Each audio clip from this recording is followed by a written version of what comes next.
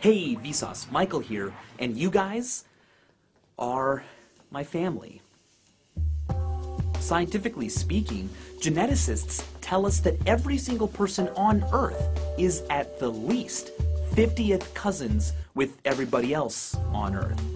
It kind of has to be that way. Think of it like this. You have 2 biological parents and 4 biological grandparents and 8 biological great-grandparents. It keeps doubling. Well, if you follow your family tree all the way back to the time of the ancient Romans, 64 generations ago, that tree would need 1 quintillion separate individuals, which is a number that is larger than the number of humans who have ever existed, ever. So what does that mean? Well, I think Bill Bryson put it best when he said, "You couldn't be here without a little incest." Actually, quite a lot of incest. Nothing ridiculous, mind you, but if you go far enough back in your family tree, you're going to find that quite frequently, people who were distantly related had kids. In fact, if you are currently dating or married to somebody who is from your own country and is of your own ethnicity, there's a 1 in 5 chance that the 2 of you share a common family member fewer than 10 generations ago. Furthermore, because our society is becoming more and more mobile, our most recent common ancestor is becoming more recent. Mathematical models are now showing us that for everybody, every human on Earth right now, our most recent common ancestor probably lived only 2,000 to 4,000 years ago. A recent study, it's a great one, you should read it, found that there was a person alive as early as 300 BC who is related to every single person alive on Earth today. Their study also found that that person most likely lived in Taiwan, near a busy port city so their descendants could quickly spread around the world.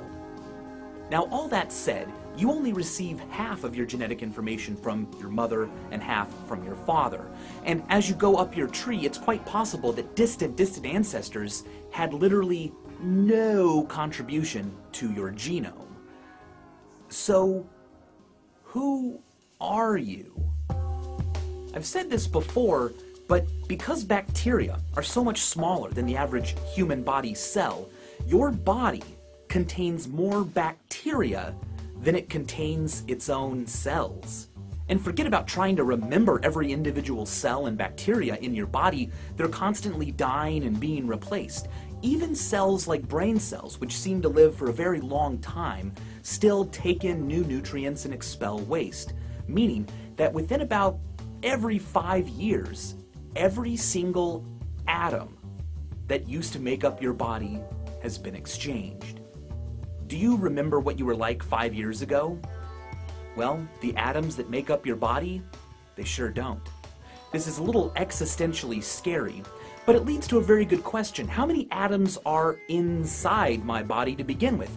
How much is a billion atoms? Well, here's one way to think about this. If you were to count one number greater every second, it would take you 12 days to count to 1,000,000. But if you wanted to count to 1,000,000,000, that would take you 32 years. So 1,000,000,000 is a very large number, but not when it comes to atoms. Atoms are so inconceivably small that even if you had 1,000,000,000, say, sodium atoms, their entire weight would only be 38 femtograms. Each individual cell in your body, too small to be even seen by the eye, contains 100 times more atoms than there are stars in the Milky Way galaxy. Multiply that by the number of cells that make up what we call ourselves, and each human body contains more atoms than there are stars in the known universe. Numbers that large lead to some pretty mind-blowing truths. For instance, this one mentioned by Bill Bryson. Because our bodies contain so many atoms, and because we so vigorously recycle them, statistically speaking, about 1 billion of the atoms inside your body used to belong to Shakespeare. A billion of your atoms used to belong to Beethoven. A billion of the atoms in your body, right now, as you sit and watch this, used to be inside the body of Buddha. You can also think of it this way. 1,000 years from now, when humans first land on a planet outside of our solar system, that first person to step onto the surface of the alien planet, their body will contain 1 billion atoms that are in you right now.